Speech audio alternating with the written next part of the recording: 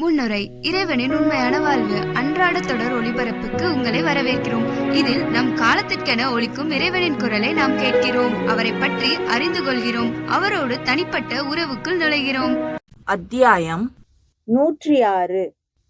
November 6, 1989. மகளே, சமாதானம் உன்னோடு இருப்பதாக. என்னை அன்பு செய்யும் ஒவ்வொரு ஆன்மாவும் தன் கடந்த கால பாவங்களுக்காக பரிகாரம் செய்கிறது. இந்த ஆன்மாக்களிடமிருந்து நான் பெற்றுக்கொள்கிற அன்பும் மனஸ்தாபமும் காயப்படுத்தப்பட்ட என் இருதயத்தை தேற்றி என் தந்தையின் நீதியை தனித்து அவரை சாந்தப்படுத்துகிறது. அவருடைய கடுஞ்சினத்தை தனியுங்கள், ஏனெனில் உங்கள் முயற்சிகளை அவர் காண்கிறார்.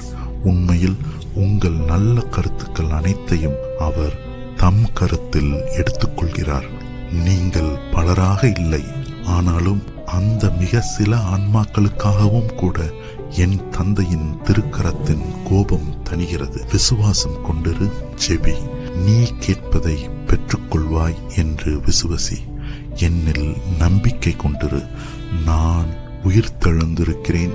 உன் மீட்பு என்னிடமிருந்து வருகிறது. என் மீது எப்போதும் ஆசைகொள், நான் உன்னை ஆசிர்வதிப்பேன். நவம்பர் 7, 1989. என் இயேசுவா, நான் தான் சமாதானம் உன்னோடு இருப்பதாக. நான் உனக்கு கற்பித்துள்ள முறையில் என்னை பெற்றுக்கொள். மலரே, என்னை நேசி, என்னை கிரகித்துக்கொள், என்னை பெற்றுக்கொள். என் புறாவே, என் பிரதிபலிப்பாக இரு. என் ஆண்டவரே, எழுத்து பிழைகள் ஏன் வருகின்றன என்பதை நான் புரிந்து கொள்ளச் செய்யும். வசுலா, இவை உன்னுடையவை, என்னுடையவை அல்ல. நீ குறைவுள்ளவள், பல பலவீனங்களை கொண்டுள்ளவள் என்பதால் தான் நான் உன்னை தேர்ந்தெடுத்திருக்கிறேன். இறைவனாகிய நான் என் கருவிகளை பலவீனமானவையாக தேர்ந்தெடுத்திருக்கிறேன். ஏனெனில் பலவீனத்தில் என் வல்லமை சிறந்து விளங்குகிறது. இருந்தாலும் அவ்வப்போது எனக்கு தெரியாத வார்த்தைகளை நீர் எனக்கு தருகிறீர். தேவை வரும்போது அப்படி செய்கிறேன். நான் உன்னை எழுத வைத்துக் கொண்டிருக்கிறேன். இது என் கையெழுத்து என்று நம்புவது தவறு. அப்படியானால் ஆண்டவரே, எழுதுவதில் ஏன் இந்த வேறுபாடு? இப்படி செய்வதை நான் விரும்புகிறேன். என் கருவிகளுக்கு என் அறிவை எழுத தருவதற்காகவும் என் வார்த்தையை கொண்டு அவர்களையும் மற்றவர்களையும் உண்பிப்பதற்காகவும் அவர்களது சகல குறைபாடுகளோடும் பலவீனங்களோடும் அவர்கள் இருக்கிறபடியே நான் அவர்களை பயன்படுத்துகிறேன். அவர்களில் எவ்வளவு அதிகமானோர் பல சமயங்களில் உருவகத்தன்மை கொண்டவையாக இருக்கிற என் வார்த்தைகளை அப்படியே ஏற்றுக்கொள்கிறார்கள் என்பதை நான் அறிவேன். ஆனால் இது மீண்டும் அவர்களுடைய பலவீனத்தையும் அவர்களுடைய கீழ்ப்படிதலையும் என்னில் அவர்களுக்குள்ள குழந்தைக்குரிய விசுவாசத்தையும் என்னை மகிழ்விக்க அவர்களுக்குள்ள ஆசையையும் பிரதிபலிக்கிறது. துன்பங்கள் வரும்போது திடமாக நிற்கும் மனிதன் பேறு பெற்றவன். குறிப்பு: யாகப்பர் ஆகமம் 1ஆம் அதிகாரம் இறைவார்த்தை 12. நவம்பர் 8, 1989. என் வசுலா, என் மீது சாய்ந்து கொள், என்னை மகிழ்வி, உன் பிரமாணிக்கத்தின் வார்த்தை பாட்டை புதுப்பி. என் இரட்சகரும் ஆண்டவருமானவரே, உமக்கு என் பிரமாணிக்கத்தின் வார்த்தை பாட்டை நான் புதுப்பிக்கிறேன். அதை கடைபிடிக்க எனக்கு உதவும். உமக்கு பிரமாணிக்கமாக இருக்க எனக்கு உதவும். ஆண்டவரே, நீர் எனக்கு பெரிய காரியங்களை செய்திருக்கிறீர். நீர் என் ஆத்மாவை உம்மிடம் உயர்த்தி உம் ஒளியில் நான் வாழ என்னை அனுமதித்திருக்கிறீர். நீர் உம்முடைய மகத்துவமுள்ள கொடைகளை கொண்டு என் நிர்வாணத்தை மூடியிருக்கிறீர். நீர் என்னை புதுப்பித்திருக்கிறீர். லாசரை உயிர்ப்பித்தது போல் என்னையும் நீர் உயிர்ப்பித்திருக்கிறீர். என்னை விடுவித்தீர். நான் உம்மை நேசிக்கிறேன், ஆராதிக்கிறேன். என் இதயத்தின் அன்புக்குரியவளே, என் மீது சாய்ந்து கொள். நானும் நீயும், நீயும் நானும், நாம் ஒன்றாக என் சமாதானம் மற்றும் அன்பின் சிலுவையை பகிர்ந்து கொள்வோம். வசுலா, நீ இப்போது எனக்கு சொந்தமானவள். நீ விடுவிக்கப்பட்டவளாகவும் உயிர் உள்ளவளாகவும் இருக்கிறாய். கேட்டு எழுது.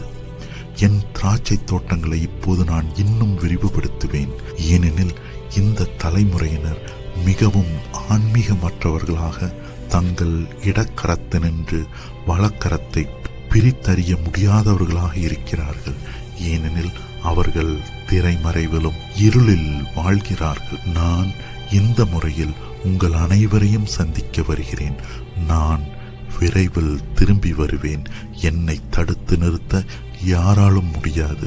மிருகத்தின் வல்லமையின் கீழ் தங்கியிருப்பவர்கள் என் திராட்சை தோட்டங்களை மிதித்து அழிக்கும்படி ஒரு பெரும் நெருப்பாக அனுப்பப்படும் போதும் கூட நான் என் வல்லமையை கொண்டு என் திராட்சை தோட்டங்களை இன்னும் அதிகமாக விரிவுபடுத்தி கொண்டே இருப்பேன். இது பரிசுத்தர்களுக்கும் படுகுழியிலிருந்து எழுந்து வரும் வீழ்ச்சியுற்ற தூதர்களுக்கும் இடையில் நடக்கும் பரிசுத்த போராக இருக்கிறது. மேலும் இந்த போரின் பாரத்தை பூமி உணர்கிறது. என் ஆட்டுக்குட்டிகளுக்கு உணவளிப்பது நின்று என்னை தடுக்க யாராலும் முடியாது. நான் வெறும் வார்த்தைகள் அல்ல, ஆண்டவராகிய நானே வல்லமையாக இருக்கிறேன். நான் உங்கள் தலைமுறையினரிடம் அச்சுறுத்தல்களோடு வரவில்லை. நீங்கள் மனம் திரும்பும்படி கேட்பதற்காக நான் வருகிறேன். உங்கள் மீது ஒளி வீச நான் வருகிறேன். நான் முழு இரக்கமுள்ளவராக உங்கள் மீது இறங்கி வருகிறேன். மாபெரும் அன்போடு நான் என்னிடம் உங்களை எடுத்துக்கொள்வதற்காக வருகிறேன். ஆண்டவராகிய நான் அன்பு மற்றும் இரக்கத்தின் இறைவனாக இருக்கிறேன். ஆண்டவராகிய நானே உங்கள் வறண்ட நிலங்களை திராட்சை தோட்டங்களாக மாற்றுபவர் என்பதை புரிந்து கொள்வதில் மந்தமாக இராதீர்கள். இப்போது சிறிது காலம் மட்டும்தான், மிகச் சிறிது காலம் மட்டும்தான். அப்போது நீங்கள் யாருடைய வருகைக்காக காத்து கொண்டிருக்கிறீர்களோ அவர் வந்திருப்பார். நான் தாமதிக்க மாட்டேன். என் வேலை அண்மையில் உள்ளது. சமீபத்தில் தான் என் திரும்பி வருதலுக்கான வாக்குறுதியை நான் உங்களுக்கு தந்தேன். முற்றிலும் அதிகாரப்பூர்வமாக நான் உங்களுக்கு சொல்கிறேன். நான் உங்களிடம் திரும்பி வந்து கொண்டிருக்கிறேன். அன்பு திரும்பி வந்து கொண்டிருக்கிறது. அன்பு அன்பாகவே உங்களிடம் திரும்பி வரும். ஆண்டவராகிய நானே அன்பாக இருக்கிறேன். நான் உங்கள் மத்தியில் வசிப்பேன். முயற்சி செய்து புரிந்து கொள்ளுங்கள். காலங்களை பகுத்தறிய முயலுங்கள். நீங்கள் மனம் திரும்பி உபவாசம் இருந்து இடைவிடாமல் செபிக்கவில்லை என்றால் என் ஒளியை காண முடியாதவர்களாய் இருப்பீர்கள் என்று நான் முற்றிலும் அதிகாரப்பூர்வமாக உங்களுக்கு சொல்கிறேன். இன்னும் நேரம் இருக்கும் போதே என் கனிகளை உண்ணுங்கள். மனம் திரும்பி பரிசுத்தமாக வாழுங்கள். ஜெபிப்பதை ஒருபோதும் நிறுத்தாதீர்கள். என் பரிசுத்த ஆவியானவர் மனித குலத்தின் மீது தொடர்ந்து பரவுவார். காலங்களின் அடையாளங்களை வாசித்தறியுங்கள். நான் எல்லா காலங்களிலும் பிரசன்னமாயிருக்கிறேன். மகளே வா, அன்பு உன்னை அளவற்ற விதமாக அன்பு செய்கிறது. நவம்பர் 9, 1989. நான் தப்பறையில் இருப்பது பற்றிய அச்சத்துடன் ஆண்டவரிடம் இம்முறையில் மீண்டும் வருகிறேன். எப்படியோ நான் இதையெல்லாம் கிரகிக்காமலும் புரிந்து கொள்ளாமலும் இருப்பதாக தோன்றுகிறது. நான் மறுபடியும் ஒரு துன்ப சோதனையை கடந்து சென்று கொண்டிருக்கிறேன். இருந்தாலும் நீர் எனக்கு கற்பித்துள்ள இந்த வழியில் நான் உம்மிடம் வருகிறேன். இயேசுவா, நான் தான். சமாதானத்தோடு இரு. என் வசூலா, நான் உனக்கு தந்திருக்கிற பரிசை யாரும் எடுத்துக்கொள்ள விட்டு விடாதே. என் ஆண்டவரே, அப்படி நடக்க அனுமதிக்காதீர். அப்படி நடக்க நான் அனுமதிக்க மாட்டேன். ஆனாலும் என் போதனைகளை மனதில் கொண்டிரு. ஆண்டவராகிய நான் உன்னிடம் எப்படி வந்தேன் என்பதை மனதில் கொண்டிரு. இயேசுவே, என் நச்சங்களை நீர் அறிவீர். நான் அவற்றை அறிவேன். நீர் என் கடும் வேதனைகளை அறிவீர். நான் அவற்றையும் அறிவேன். சில சமயங்களில் தப்பறையில் இருப்பதாக நான் அஞ்சுகிறேன். எனக்கு தெரியும். நான் உன்னை பற்றி பரிதாபப்படுகிறேன். என் இருதயத்தோடு உன்னை இன்னும் நெருக்கமாக அணைத்துக் கொள்ள நான் இன்னும் அதிகமாக ஏங்குகிறேன். அஞ்சாதே, சமாதானத்துடன் இரு.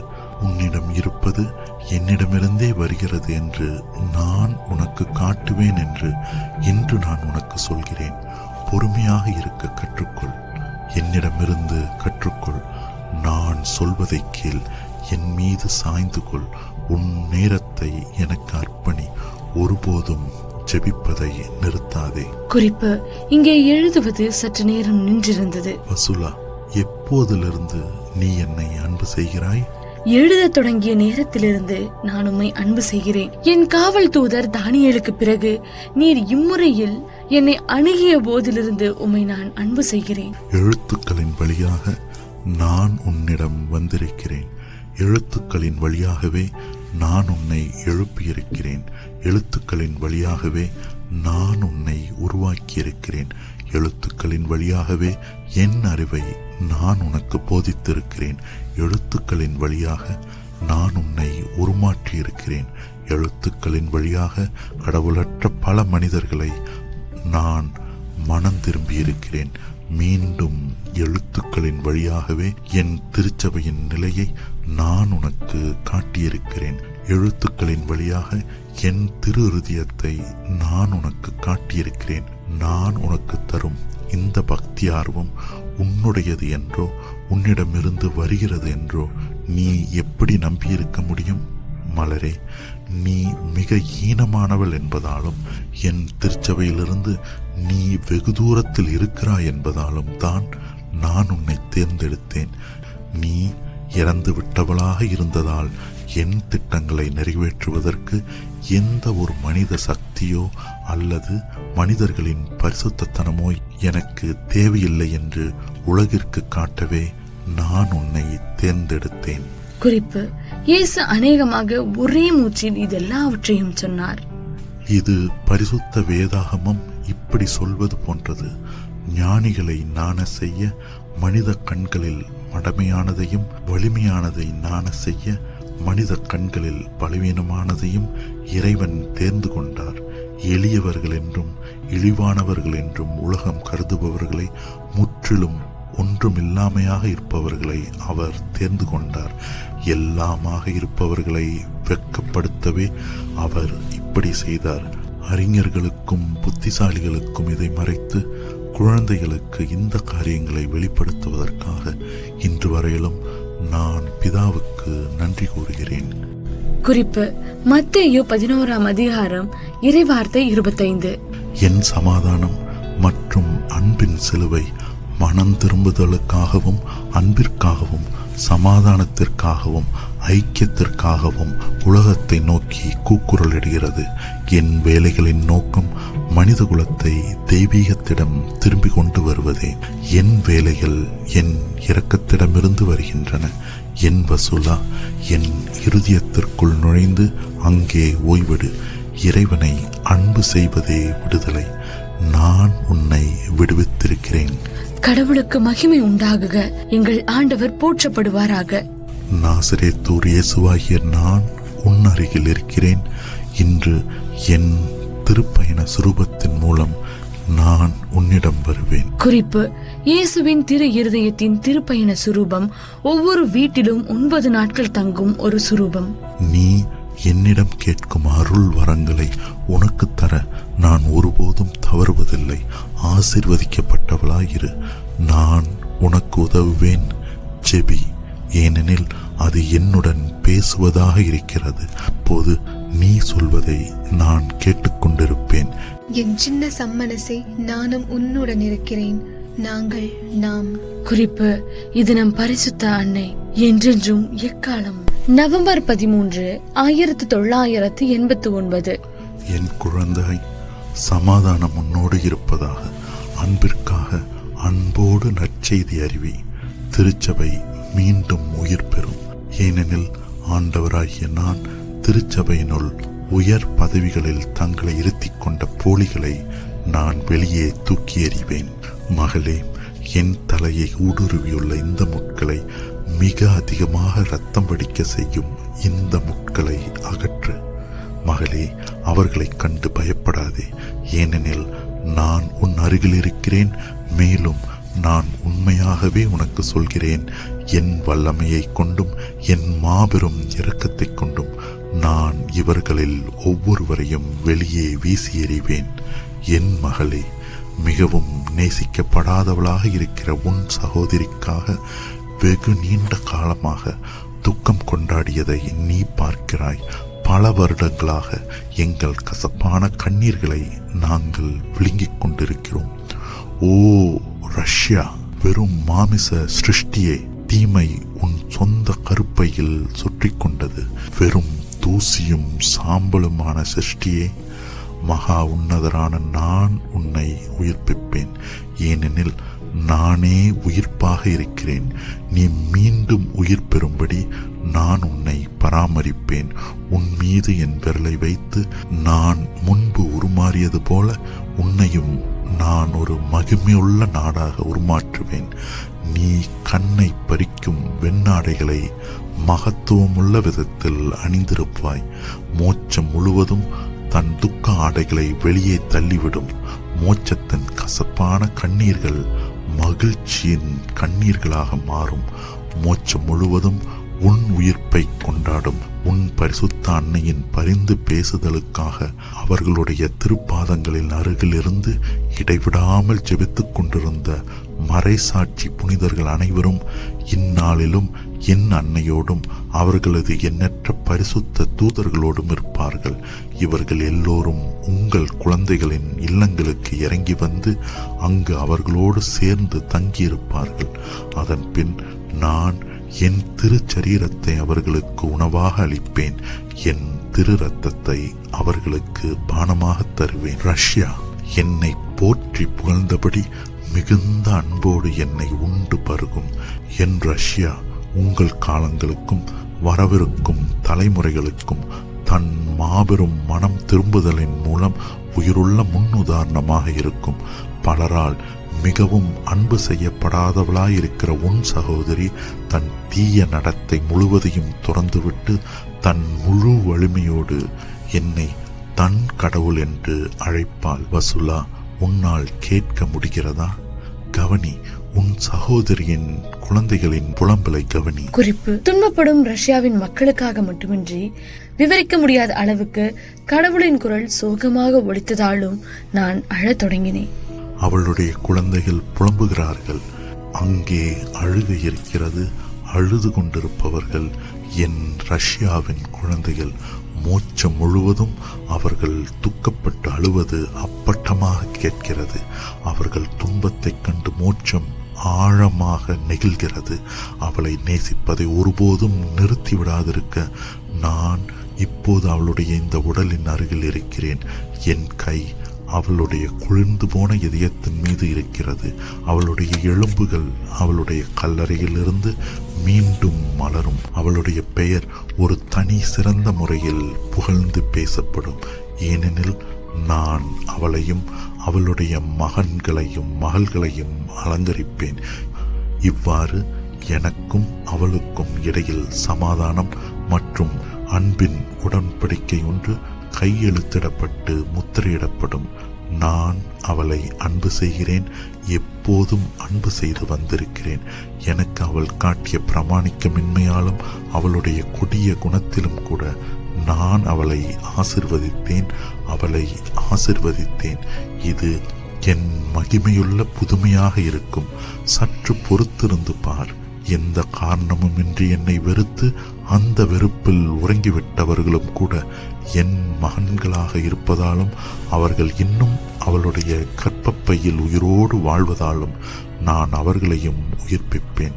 இந்த எல்லா காரியங்களும் விரைவில் நிகழும். மகளே, நான் பரிசுத்தர், மகா உன்னதர்.